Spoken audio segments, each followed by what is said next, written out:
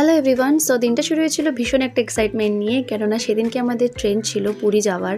আর আমি স্টিল তখনও সকাল 11টা বাজে, আর আমি কোনো লাগেজ গোছাইনি। তারপর একটু কাজ ছিল বাইরে, তো গেছিলাম স্টেশনের দিকে।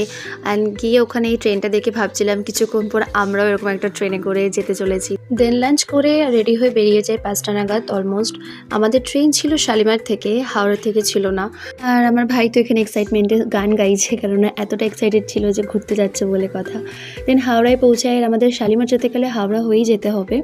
ফার্স্টে হাওড়াতে পৌঁছে ওখান থেকে বেরিয়ে ক্যাবের জন্য আমরা এগোতে থাকি।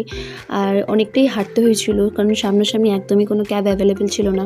দেন ক্যাবে উঠে আমরা অলমোস্ট 30 মিনিটসের মধ্যে শালিমার পৌঁছে যাই, পুরো অন দ্য টাইমে, বিকজ 8:30টায় ট্রেন ছিল, আমরা 8টায় পুরো পৌঁছে যাই। দেন ট্রেনও চলে আসে আমাদের, আর আমি একটু ফিট চেক করে দেন ট্রেনে উঠে পড়ি। ট্রেন ডট টাইমে ছেড়ে দেয়। সো দেন একটা আমি আমার কেক খাই। So stay tuned for the next blog. By.